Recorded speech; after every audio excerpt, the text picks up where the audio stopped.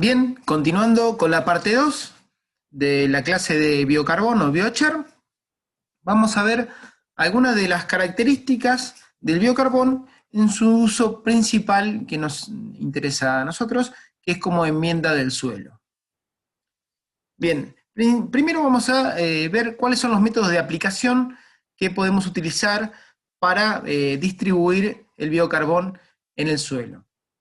Primero está el método manual, que se trata simplemente de tomar el biocarbón y esparcirlo en lugares donde es necesario hacerlo. Y esto, bueno, se adapta principalmente a producciones que son del tipo intensivo o pequeñas superficies o pequeños volúmenes de sustrato. Vamos a requerir grandes cantidades de mano de obra, es decir, insume una cantidad importante de horas hombres, aunque prescinde de maquinarias especiales, por lo tanto, desde algún punto de vista es más económico. Sobre todo si tenemos una producción intensiva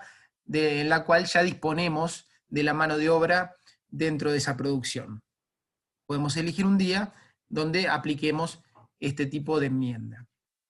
Lo bueno de la aplicación manual es que permite realizar agregados localizados con la concentración que nosotros querramos. Es decir, por ahí podemos poner elevadas concentraciones en determinados sitios, por ejemplo,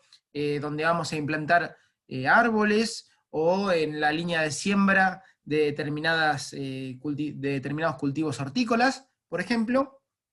y de esa manera lo podemos manejar fácilmente en cuanto a la dosis de aplicación.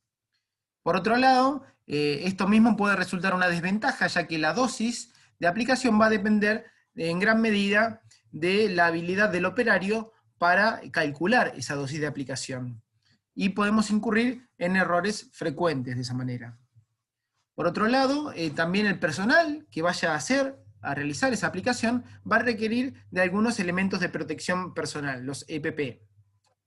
que incluyen mascarillas, lentes y algunos guantes, para no tomar contacto directo con lo que es el biocarbono en sí, dado que no solamente se adhiere fácilmente a la piel, sino que también podemos inhalarlo y de esa manera nos puede perjudicar el sistema respiratorio. Y al igual que en otro tipo de aplicaciones, la granulometría del biocarbón es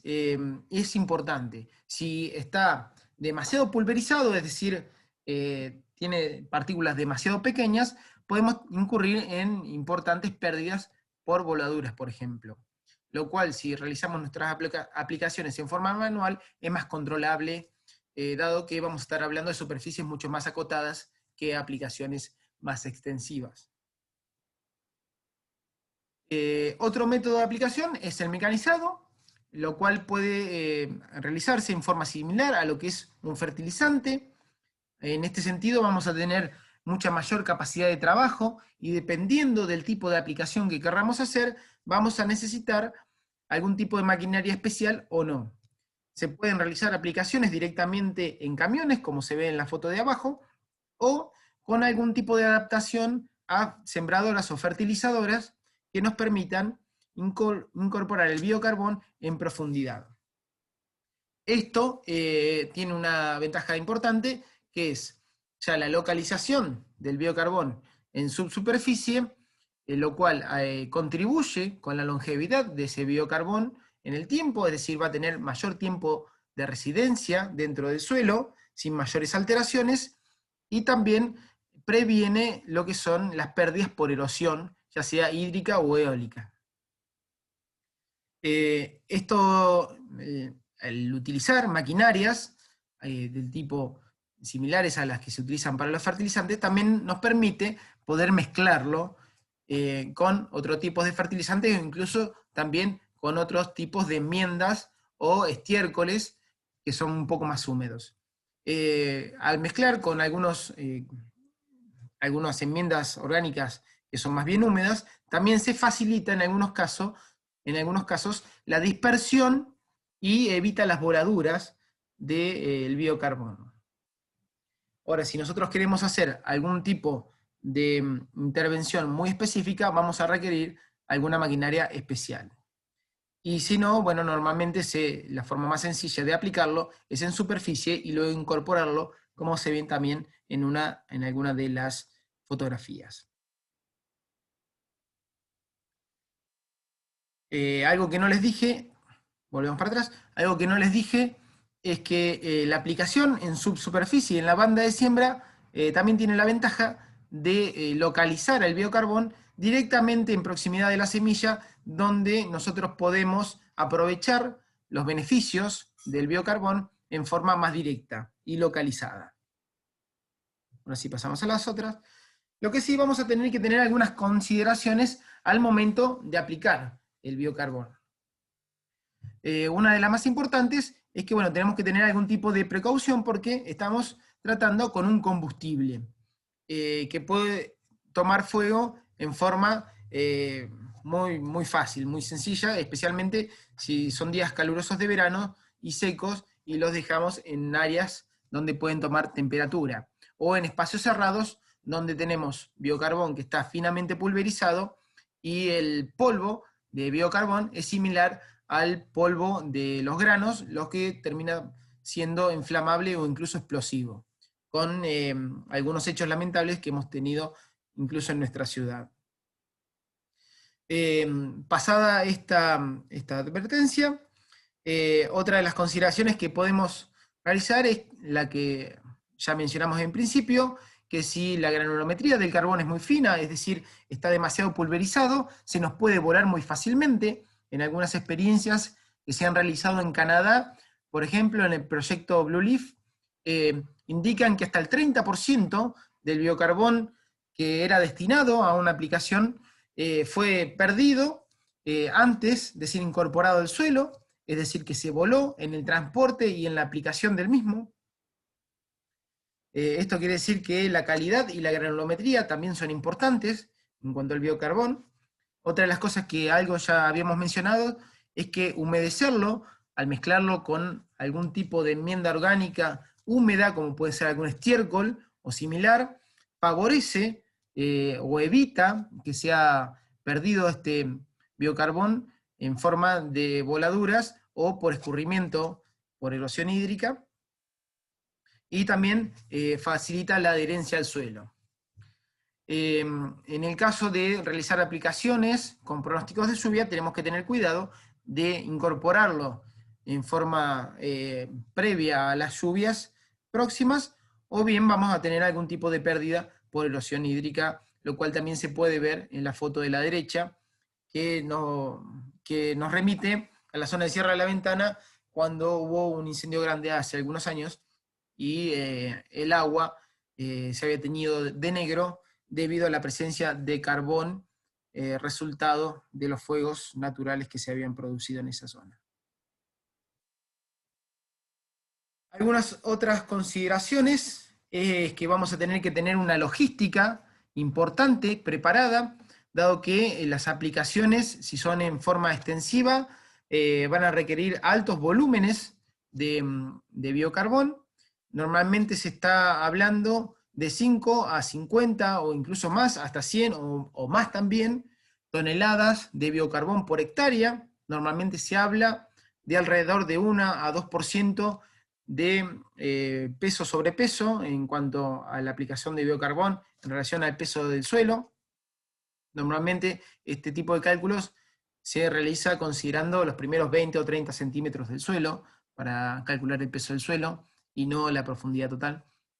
Si el objetivo es incorporar carbono orgánico al suelo para mitigar el cambio climático, vamos a tratar de considerar no las toneladas de biocarbón propiamente dichas, sino tal vez nos convenga realizar algún tipo de corrección por el contenido de carbono propio de ese biocarbón, para de esa manera no generar distorsiones en los resultados que se puedan publicar.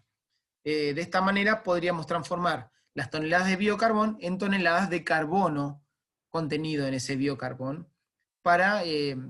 poder comparar más fácilmente distintos estudios que estén abocados al tema de mitigación del cambio climático y fijación y secuestro de carbono orgánico en el suelo. Algunas zonas donde es utilizado el biocarbón tienen una abundante fauna edáfica, macrofauna edáfica, compuesta por lombrices, por escarabajos y distintos insectos que puedan ayudarnos en la incorporación del biocarbono al suelo. Esto es relevante si en nuestra zona tenemos este tipo de macrofauna edáfica que nos permitan, por ejemplo, prescindir de algún tipo de incorporación mecánica que nos genere un costo de mecanización. Y bueno, vamos a tener que tener en cuenta que cualquier tipo de resultado esperado va a depender en forma importante, como ya hemos mencionado, no solamente del biocarbono utilizado, sino también del suelo donde lo estamos aplicando y de otros factores como puede ser el clima, por ejemplo, y los cultivos que vamos a cultivar en consecuencia.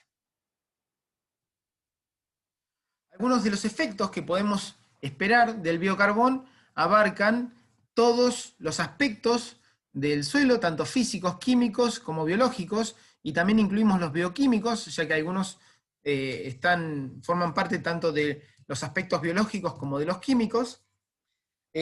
Algunos de estos efectos van a desaparecer en forma relativamente rápida en el tiempo, y otras van a desaparecer en forma relativamente lenta, lo cual podemos llegar a apreciarlo en el pequeño gráfico que tenemos debajo de la diapositiva, donde vemos que algunas de las líneas son más gruesas y tardan más tiempos y se van haciendo finas más lentamente, lo que nos está indicando que el efecto va a ser más duradero del biocarbono en el suelo, y las otras líneas más finas indican que hay un menor efecto y una desaparición más temprana de esos efectos y de esas consecuencias dentro del suelo. Dentro de los efectos que más tiempo duran, podemos mencionar la biodisponibilidad de algunos nutrientes, el mayor porcentaje de retención de agua y la absorción de algunas toxinas y algunos contaminantes, mientras que otros efectos desaparecen en forma más temprana. Comenzando con algunos de los efectos físicos que tiene el biocarbono en el suelo, podemos esperar los que de alguna manera ya mencionamos, que dada su elevada superficie específica y porosidad, puede mejorar la aireación y la retención de agua del suelo. Esto va a ser ampliamente variable dependiendo de las condiciones que nosotros tengamos en nuestro suelo. Por ejemplo, en suelos arenosos se ha reportado que el biocarbón eleva la retención de agua, lo cual es una propiedad bastante interesante en ese tipo de suelos, dado que los suelos arenosos tienen una gran prevalencia de macroporos que no retienen agua útil. En suelos arcillosos, en cambio, se ha visto que puede llegar a incrementar la infiltración, lo cual es muy deseable, dado que los suelos arcillosos, por el contrario, los arenosos, tienen gran preponderancia de micro y mesoporos que tienen un tránsito, una infiltración de agua mucho más lenta respecto de los suelos arenosos. Entonces, viéndolo desde este punto de vista, el biocarbón parece como una de las soluciones ideales a cualquier tipo de planteamiento o de problema edáfico que nosotros podamos tener. Sin embargo, esto va a depender de manera importante de las características del biocarbón que estemos aplicando y las características concretas del suelo donde lo estemos aplicando. Debajo tenemos una imagen donde vemos que el cambio en la productividad de las plantas va a variar en forma importante dependiendo el tipo de suelo donde hagamos las aplicaciones. Estos son distintos estudios y un promedio que se ha realizado en base a los resultados del cambio en la productividad de las plantas. Y por ejemplo, en algunos casos específicos, como suelos que tienen un buen drenaje y son ácidos, como pueden ser algunos suelos tropicales, suelos rojos, se ven algunos de los cambios más importantes en la productividad, cambios positivos, es decir, incrementos en la productividad de las plantas. En otros suelos que no son ácidos y que tienen buen drenaje, se ha visto un rango bastante amplio en cuanto al cambio en la productividad, yendo desde una leve disminución en la productividad hasta una elevadísima, una elevada cambio positivo en la productividad, es decir, un incremento en la productividad. Lo mismo ocurre en algunos suelos con materiales parentales del tipo volcánico. Y lo que dice Grand Mean, es decir, el promedio general, nos indica que aproximadamente, en relación a todos los estudios evaluados en este gráfico, se obtuvo un promedio de un 10% de incremento de la productividad general de las plantas. En algunos casos, esto puede ser netamente negativos, como puede ocurrir en algunos suelos que son más bien alcalinos o calcáreos, como es el último de los suelos, denominados calcarosol, que son los suelos predominantes que vamos a tener en nuestra zona de Bahía Blanca, es decir, suelos predominantemente calcáreos. En esos casos, el uso del biocarbón debería ser probado previamente antes de realizar aplicaciones importantes. En cuanto a los aspectos químicos, vamos a tener unos cuantos, dado que eleva el contenido de carbono orgánico estable dentro del suelo. Ya vimos algunos de los beneficios que eso nos puede dar.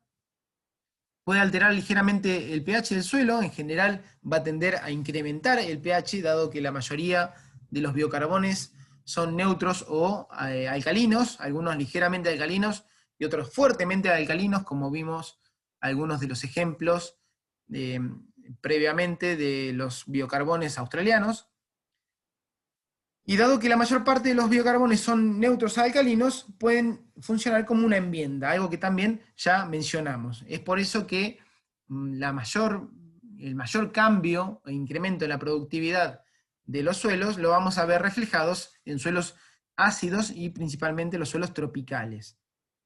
Incrementa la capacidad de intercambio catiónico del suelo, aporta y retiene nutrientes, aporta en el sentido de que las cenizas son de potasio, fósforo, magnesio, azufre y otros compuestos que están presentes en el biocarbón y pueden actuar como nutrientes que son fácilmente disponibles para las plantas. También pueden ser utilizados en combinación con fertilizantes, tanto orgánicos, como ya mencionamos, humus, compost y otros, o incluso biosólidos. Pueden ser mezclados con el biocarbón, algo de lo cual Gastón también va a hablar un poco, o simplemente fertilizantes inorgánicos, y de esa manera retienen por mayor tiempo los nutrientes en forma disponible para las plantas. En cuanto a la lixiviación de algunos nutrientes, principalmente el nitrógeno, el cual puede ser muy móvil en su forma de nitratos, puede prevenir la pérdida hacia capas freáticas subsuperficiales.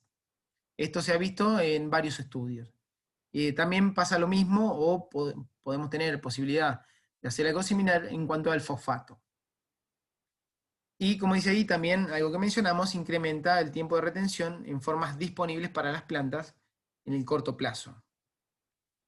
Algunos de los efectos bioquímicos podríamos mencionar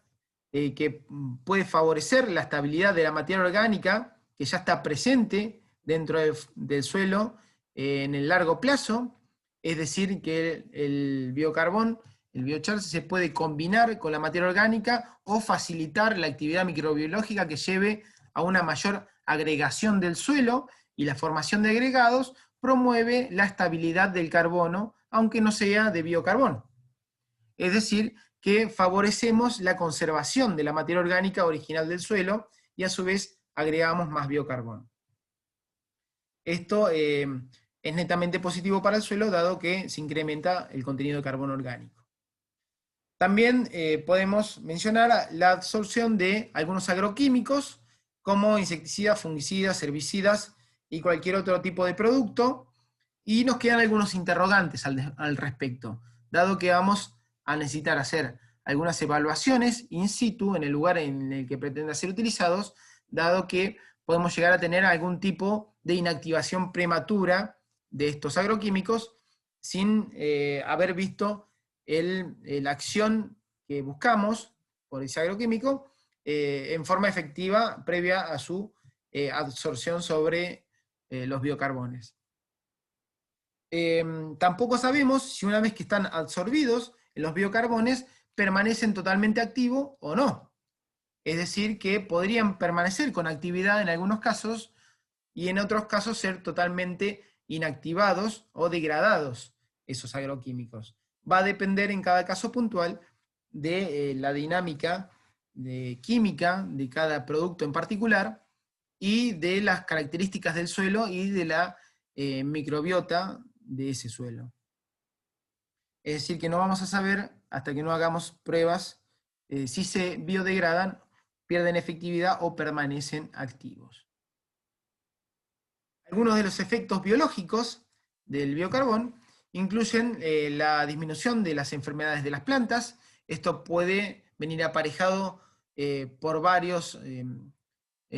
efectos, ya sea un mayor efecto de aireación, de infiltración y una mejor condición general de las plantas que las hacen más resistentes a las enfermedades, o por el favoritismo que tiene o las condiciones propicias que da el biocarbón para el desarrollo de algunos microorganismos que son benéficos para la producción de las plantas, en detrimento de otros que son patógenos, pero en general se ha visto que puede haber una disminución en las enfermedades que sufren los distintos cultivos. También puede haber cambios en las comunidades microbianas. Esto puede ser ampliamente variable, pero en general se ha visto que pueden ser incrementada la relación entre las bacterias y los hongos, aunque puede darse también el caso inverso, es decir, que aumente la cantidad de hongos. Eso va a depender de cada caso en particular. Puede haber un incremento en el cociente metabólico de la microbiota, es decir, en la eficiencia en el uso del carbono orgánico que nosotros tengamos en ese suelo, es decir, se va a utilizar en forma más eficiente por parte de la microbiota cada gramo de carbono que esté presente en el suelo. Se va a favorecer en algunos casos la aparición y la infección de las micorrizas arbusculares. Si bien hablamos de infección, las micorrizas son microorganismos benéficos que facilitan la incorporación de nutrientes en las plantas a cambio de compuestos elaborados, de compuestos energéticos elaborados por las plantas, de los cuales se alimentan las micorrizas. Normalmente es deseable una infección por micorrizas en cualquier tipo de planta.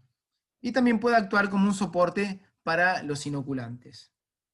Ahí en la imagen podemos ver uno de los estudios, del cual tienen la fuente ahí abajo, Dominchin 2019, es un estudio bastante reciente, donde uno de los resultados que se han observado es un gran incremento en la cantidad de micorrizas al utilizar dosis importantes de hasta 10% de biocarbón en peso en suelos prístinos de Argentina. Bueno, acá vemos algunas fotografías donde se puede ver cómo es la interacción entre algunos microorganismos y los biocarbones. En algunos casos se facilita el alojamiento, es decir, ofrece protección física al biocarbón para algunos microorganismos y los protege de algunos depredadores, también microorganismos, que pueden actuar en forma perjudicial para estos microorganismos benéficos. Los microorganismos que están señalados, en este caso, por ejemplo, con las flechas, son estas esférulas que se ven acá, se alojan en los microporos del biocarbón y ahí se van desarrollando y van colonizando, ejerciendo su acción. También podemos ver algunas hifas que están invadiendo la estructura de los biocarbones y aprovechando ese espacio poroso tan denso, es decir, con tanta porosidad que podemos llegar a encontrar. Y vemos en la fotografía C algunos biocarbones que son bastante longevos, que pueden llegar a tener hasta 100 años, según lo que nos dice el autor, y vemos que prácticamente ha sido colonizado por varias hifas de hongos, pero conserva en gran parte su estructura original. Y en la fotografía D vemos un biocarbón aún más longevo, de aproximadamente unos 350 años, que es originado de un fuego que hubo en una zona forestal boreal, y ha permanecido esta partícula de biocarbón más de 350 años presente sin mayores alteraciones. Otros efectos biológicos que puede llegar a tener la adición del biochar es de un efecto primer, es decir, que en un primer momento podemos llegar a ver incluso un incremento en la actividad de los microorganismos del suelo y un efecto de un incremento en la respiración del suelo. Esto puede estar dado por la adición de carbono, que es fácilmente oxidable, es decir, fácilmente consumible por los microorganismos,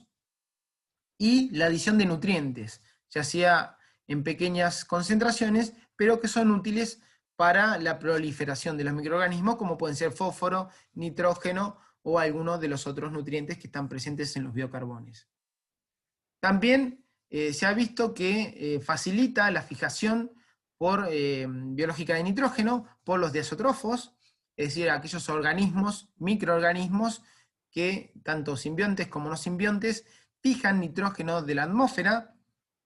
ya que encuentran un hábitat apropiado en los poros del biocarbón y pueden desarrollarse en forma satisfactoria dentro de estos biocarbones y de esa manera proliferar fácilmente e incorporar nitrógeno al suelo. Y también se ha visto que hay algún tipo de facilidad o incremento en la nodulación por distintos tipos de Rhizobium en soja, por la absorción de algunos factores que son llamados factores NOD. De esto puede hablarle con mayor detalle Gastón, que está netamente en el tema microbiológico. De algunos microorganismos no simbiontes podemos llegar a encontrar Azospirillum, Acetobacter, o algunos, hay muchísimos microorganismos que fijan dióxido nitrógeno molecular en estructuras orgánicas, es decir, en nitrógeno orgánico, y algunas de las cuales son las que mencioné. Otro tipo de usos del biocarbono en el suelo es el que ya mencionamos, es decir, el secuestro de carbono, que viene dado por la conservación de ese carbono estable en el tiempo, lo cual podemos ver en esa imagen que está en la parte inferior de la diapositiva, donde nos dice que de 1 tonelada, por ejemplo, de biomasa inicial, vamos a tener media tonelada de carbono en total. Una vez que realizamos la pirólisis, esa tonelada se va a reducir y vamos a tener 0,3 toneladas de biocarbón, es decir, un rendimiento de aproximadamente un 30%, pero mucha mayor concentración de carbono, lo que hace que de esas 0,3 toneladas tengamos 0,25 toneladas de carbono, es decir, una concentración bastante alta, en un biocarbón fresco. A medida que pasa el tiempo y en forma estable, de esas 0,25 toneladas de biocarbón, nos quedarían 0,20 toneladas, en una proyección un poco genérica de lo que sería la estabilidad del biocarbón. Eso por un lado. Por otro lado, podemos llegar a tener menor emisión de óxidos de nitrógeno y de metano, principalmente por una acción del biocarbón sobre los microorganismos que actúan en el proceso de desnitrificación del nitrógeno en el suelo, es decir, que podemos llegar a intervenir en ese proceso y evitar algunas emisiones, como pueden ser óxidos nitrosos y de metano, que tienen un alto forzamiento radiativo y ejercen una gran influencia sobre el calentamiento global, y también favorecen la propagación de algunos microorganismos que, ya lo mencionamos, favorecen la agregación y la formación de agregados y la conservación de la materia orgánica original del suelo. Algunos autores, como por ejemplo Wolf, indican que si utilizamos todo el potencial de generar biocarbón que tenemos disponibles hoy por hoy, podemos llegar a generar hasta 1,8 petagramos de reducción en las emisiones de dióxido de carbono equivalente. Es decir, que podemos impactar en forma muy significativa en lo que es la emisión de gases de efecto invernadero. Y de esa manera frenar en forma también muy significativa el calentamiento global, utilizando solamente esta estrategia de generación de biocarbón y conservación de ese carbono en forma estable dentro del suelo. Otro tipo de aplicaciones del biocarbón es la producción de bioenergía, la gestión de residuos, algo que ya hemos comentado. Puede ser utilizado como sustrato para distintas producciones, como los techos verdes, reducción de emisiones de gases de efecto invernadero, remediación de suelos, ahora vamos a ver un poco más al respecto, manejo de cuencas, es decir, en algunos lugares donde tenemos exceso en la fertilización, como pueden ser en algunos sectores de Canadá, donde se realizaron experiencias con biocarbón, se ha visto una importante reducción en la cantidad de nitrógeno y de fosfatos que llegan a los cursos de agua y a un pequeño lago donde realizaron esas pruebas, frenando así un poco el proceso de eutrofización de las aguas y la proliferación de aguas y muerte de los peces que se viene dando por el consumo de oxígeno por parte de las algas, y también el filtrado de agua. En algunos usos especiales, como es la remediación de suelos y filtración de aguas,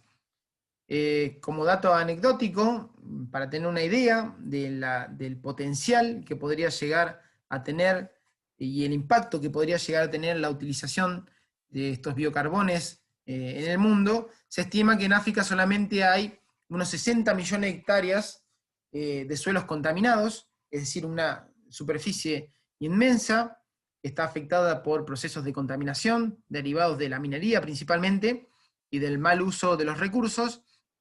Y bueno, el uso del biocarbón puede llegar a ser muy positivo en este aspecto.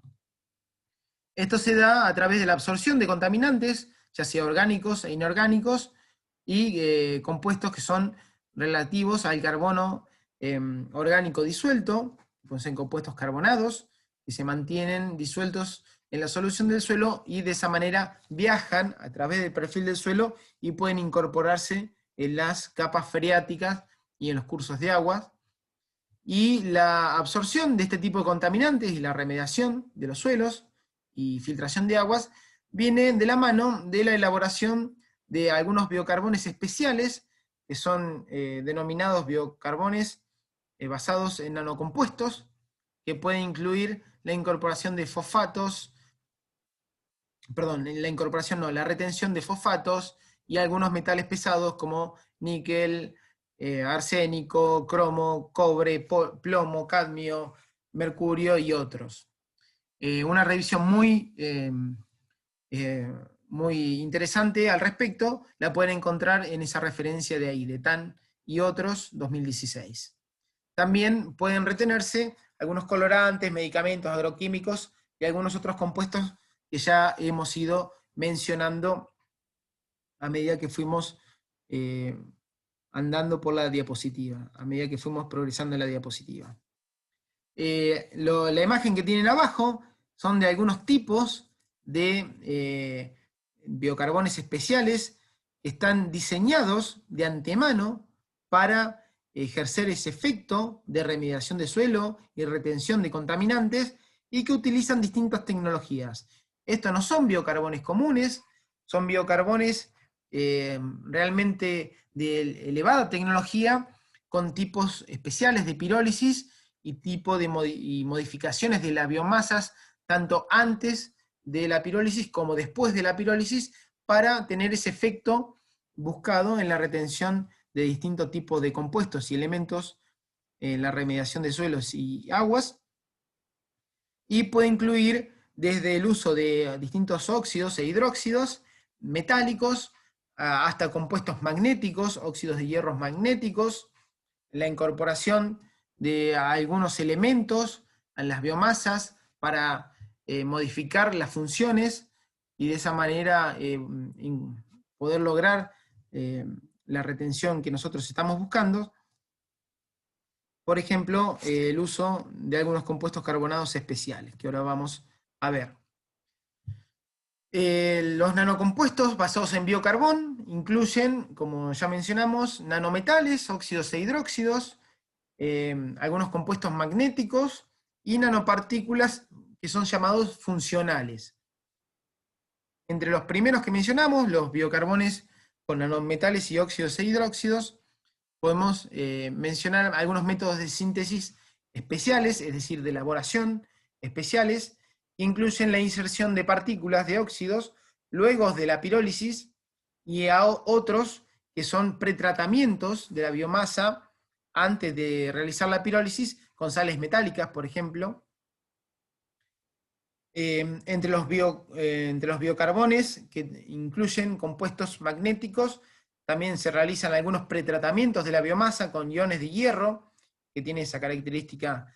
magnética, para luego lograr biocarbones con esas propiedades. Y en lo que se refiere a nanopartículas funcionales, podemos llegar a incorporar en pre o post tratamiento este tipo de partículas. Cuando nos referimos a nanopartículas funcionales, estamos hablando de los óxidos e hidróxidos que ya mencionamos, y algunas partículas incluso orgánicas, como pueden ser los quitosanos, los grafenos, que son láminas de un átomo de espesor de carbono en forma de anillos, los nanotubos de carbono y otros tipos de estructuras de carbonos que se pueden incorporar a la elaboración de los biocarbones y de esa manera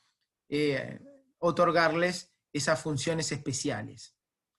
Entre la efectividad que tienen este tipo de biocarbones, podemos llegar a mencionar que el agregado de 1 gramo de carbón en algunas aguas puede llegar a retener entre 0,4 a 3,1 miligramos de arsénico, por ejemplo, y en el caso del plomo, entre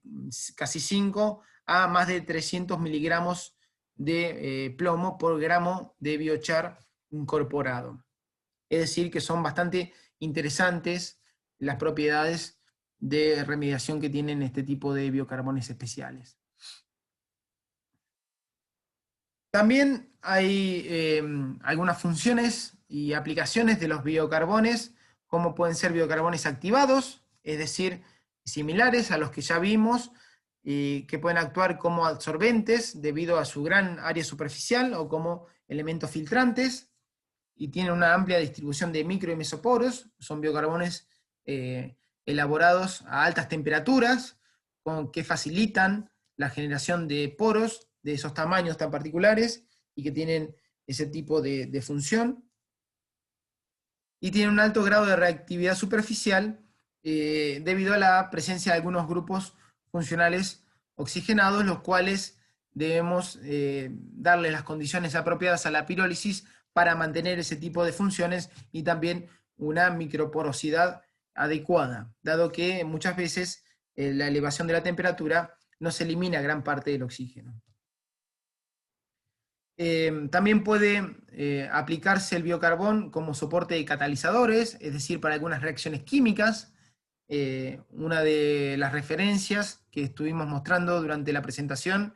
la de Nieva, implica la utilización de estos biocarbones con esta aplicación, dado que los biocarbones tienen una serie de características muy interesantes como soporte de catalizadores, dado que son estables en medio ácido y medio básico, tienen una buena conducción eléctrica, son resistentes a la corrosión y tienen propiedades superficiales que se adecúan a ese tipo de aplicaciones.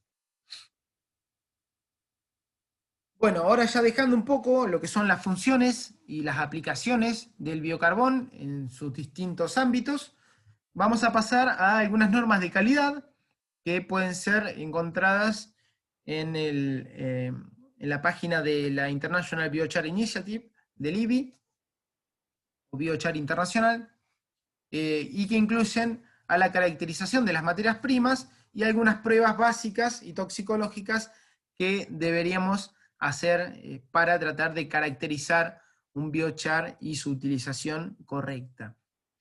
Esto no es aplicable netamente en Argentina, es una guía orientativa, dado que aún carecemos de una normativa específica para este tipo de compuestos. Pero sí es bastante completa lo que es la caracterización realizada por este ente, que es una organización no gubernamental y sin fines de lucro, que se originó dentro de la Sociedad Mundial de Suelos. Bueno, para clasificar o para de alguna manera caracterizar la calidad de los biocarbones, tenemos que comenzar por la caracterización de las materias primas. Vamos a tener algunos materiales crudos, que son los no procesados, que se derivan directamente de las plantas, es decir, que no tuvieron ningún tipo de cambio químico o físico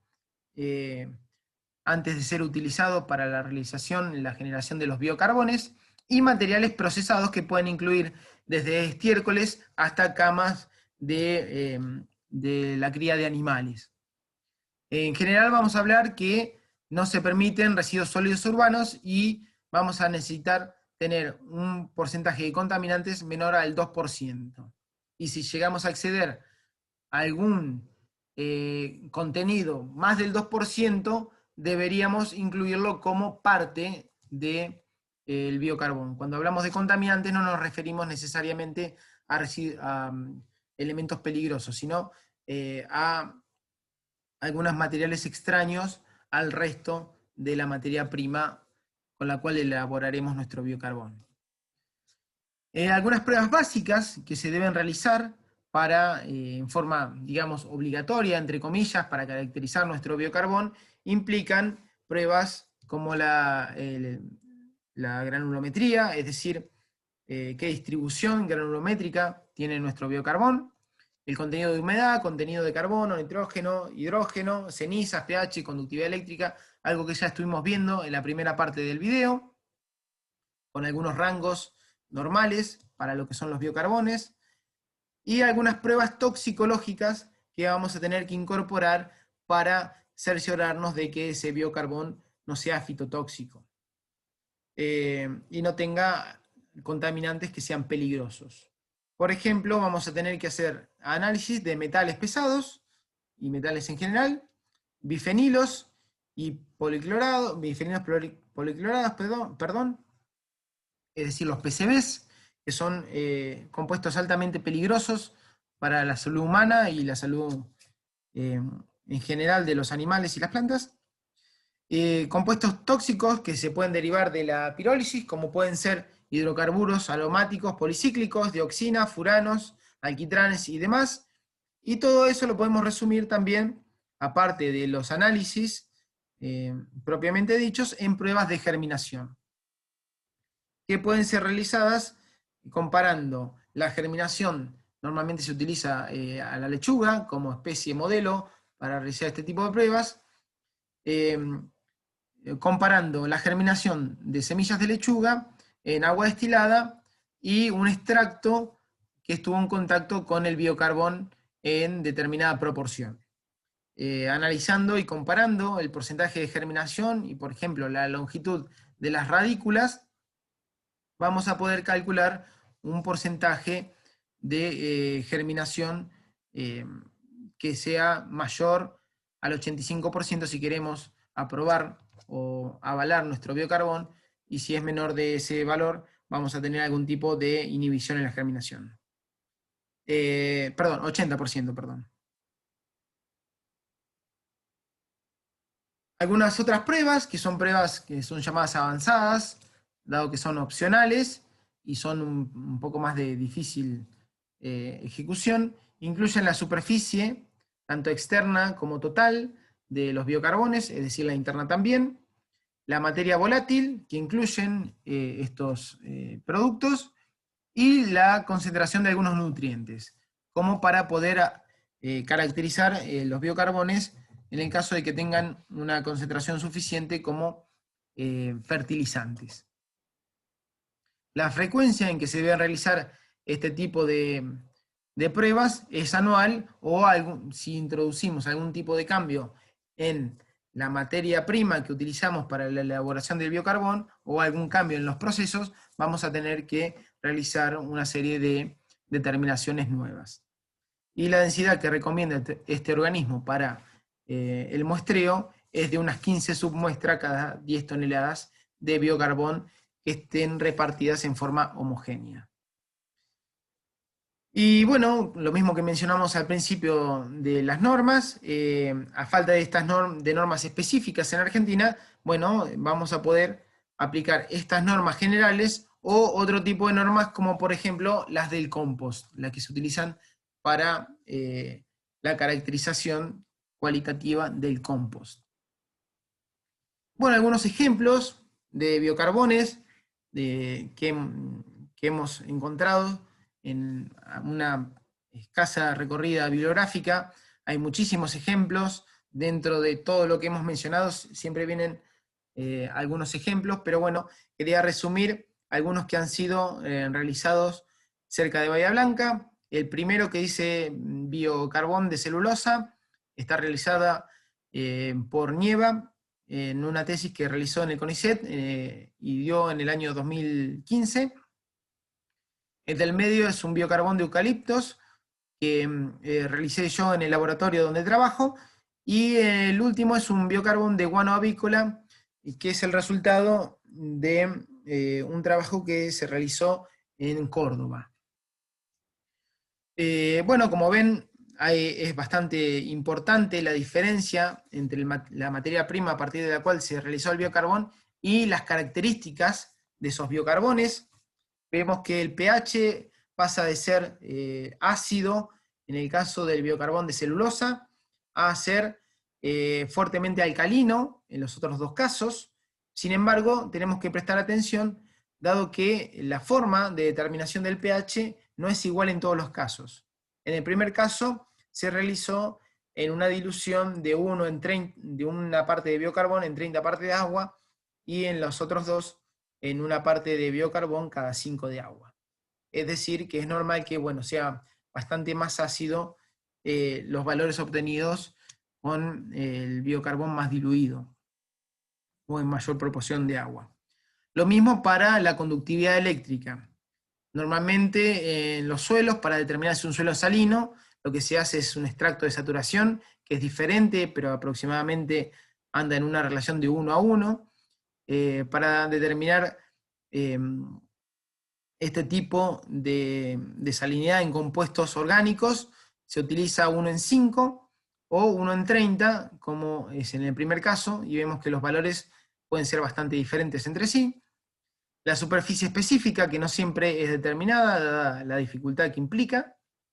Los contenidos de carbono, que ahí vamos a tener que hacer una aclaración, dado que puede ser carbono total, como es en el primer caso, o carbono fácilmente oxidable, determinado por la técnica de Walke-Black, que implica la oxidación del carbono en un medio ácido por el digromato. Este tipo de técnica implica que el carbono determinado es fácilmente oxidable, es decir, que es relativamente aprovechable por los microorganismos.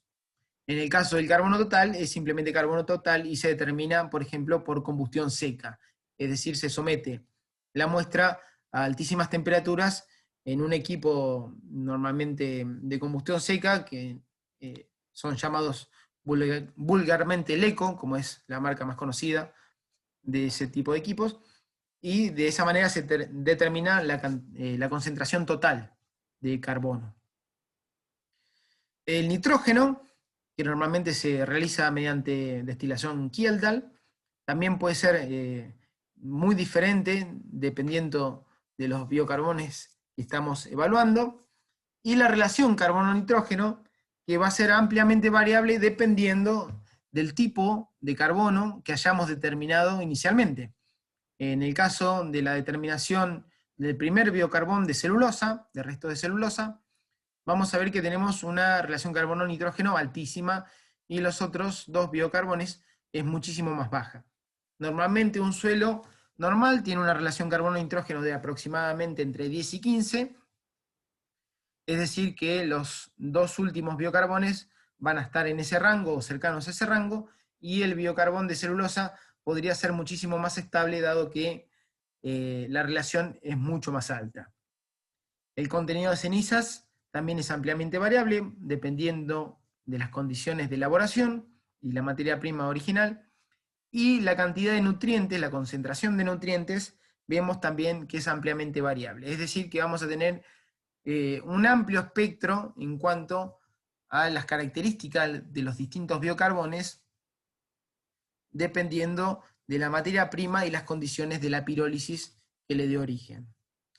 Y bueno, en forma gráfica a la derecha tenemos algunas fotografías de lo que son las estructuras de los biocarbones cuando están previos a la pirólisis y luego de la pirólisis, sería previo el A, las dos fotografías A, y posterior a la pirólisis las dos fotografías B, donde vemos que se incrementa en forma importante la porosidad y la heterogeneidad y la rugosidad de las moléculas de biocarbono. Bueno, y ya para ir terminando y responder un poco a esa pregunta que dice ahí, que bueno, posiblemente también la tomemos en el cuestionario, es ¿por qué el biocarbón persiste tanto tiempo en el suelo? Bueno, vamos a decir que bueno, las uniones que caracterizan a este tipo de moléculas, es decir, anillos aromáticos, macromoléculas, es decir, moléculas grandes con muchas uniones dobles de carbono-carbono, son muy estables y resistentes a la degradación microbiana, lo cual se puede comparar con algunos compuestos como la lignina que ya habíamos mencionado, que son bastante recalcitrantes. Sin embargo, si prestamos atención a la imagen de la derecha, vamos a ver que lo que está es una simulación genérica en el tiempo de cómo se descomponen distintos tipos de materiales orgánicos, y vemos que algunos descienden rápidamente en el tiempo y son rápidamente descompuestos por la microflora y la microfauna del suelo, como por ejemplo los residuos frescos herbáceos, que son bastante lábiles y poco recalcitrantes, y otros más recalcitrantes, que pueden ser más leñosos, duran un poco más de tiempo, como pueden ser estos que están graficados acá. En cambio, la biomasa, que es transformada en biocarbón o biochar, vemos que después de una pequeña reducción inicial en cuanto a su masa, que se ve acá, esta reducción inicial corresponde al proceso de pirólisis, y esto luego que fue agregado al suelo, vamos a ver que lentamente luego va disminuyendo su masa en forma asintótica, es decir, que ahí se calcula un tiempo medio de residencia, MRT, Mean Residence Time, de unos 500 años. Es decir que, bueno, todo eso que vimos de esa recalcitrancia dada por las características moleculares del biocarbón puede proyectarse, como habíamos dicho en un principio, en cientos o incluso hasta miles de años. Bueno, y para ir terminando ya, esta es la última diapositiva con contenido. Vamos a ver algunas de las limitaciones en la generación y el uso de los biocarbones, por lo menos aquí en nuestro país, en Argentina. Bueno, para empezar tenemos una falta de estructura, equipos y capacitaciones, es decir, personal entrenado que pueda realizar este tipo de productos, teniendo en cuenta los objetivos que se quieren lograr, es decir, carbón podemos hacer casi todos en nuestras casas, pero bueno, el biocarbón que cumpla con determinados requerimientos y destinado a una función en particular, no es tan fácil de hacer, y bueno, ese tipo de conocimiento falta en nuestro país. Es decir, existe, pero es poco abundante. El costo de realizar buenos biocarbones que cumplan con esas características que habíamos mencionado también es un poco mayor que simplemente la elaboración de carbón vegetal para cocinar, por ejemplo. Otra de las limitantes es que hay una gran variabilidad en los productos obtenidos dependiendo de las fuentes de la biomasa y los procesos de pirólisis es decir, se relaciona un poco con el primer punto. Hay que generar un conocimiento bastante detallado de lo que es la pirólisis y la generación de biocarbón para obtener el producto deseado. Y esto nos lleva al cuarto punto, que es la necesidad de ensayos locales de distinta índole para generar información y conocimiento. Podemos llegar a tener algunos efectos que no son deseados en la generación de estos biocarbones, como puede ser una poca biodisponibilidad de nutrientes para los microorganismos. Cuando nosotros agregamos biocarbón, dependemos también en gran medida de la dosis de aplicación que estemos utilizando. En algunos casos puede ser beneficioso, pero si nos llegamos a exceder incluso en la dosis de aplicación, podemos llegar a tener algunos efectos adversos por retención de nutrientes, es decir, que no están tan disponibles para los microorganismos como desearíamos. Eso puede llegar a ser una contra. La degradación prematura de algunos agroquímicos, es decir, que el biocarbón retenga los agroquímicos que son aplicados al suelo y los degrade o los absorba inactivándolos en forma prematura antes de que ejerzan la función que nosotros buscamos. Pueden existir algunos cambios en la microbiota que no sean los que nosotros estemos buscando y sean adversos a lo que nosotros pretendamos. Eso también puede suceder. Y bueno, también debemos saber que la pirólisis podría ser potencialmente contaminante, dado que los vapores que genera y los productos que se generan, especialmente los gases y los productos de bioaceite, pueden ser contaminantes para la salud y el medio ambiente. Y el biocarbón en sí, si está finamente pulverizado, puede ser inhalado y afectar el sistema respiratorio de las personas. Y también, como última limitante, tenemos que este tipo de utilización de la biomasa compite con otros tipos de utilización, como ya hemos visto en clases anteriores. Bueno, hasta acá llega nuestro pequeño repaso, introducción al tema del biocarbón. Ahí les quedan algunas referencias que pueden consultar. Hay muchísimo material en internet, es cuestión de buscar un poco, y es un mundo bastante complejo, bastante interesante también, y los alentamos un poco a conseguir información y profundizar un poco en la elaboración de este tipo de compuestos, y por qué no su comercialización en algún momento. Bueno, gracias por escucharme y hasta luego.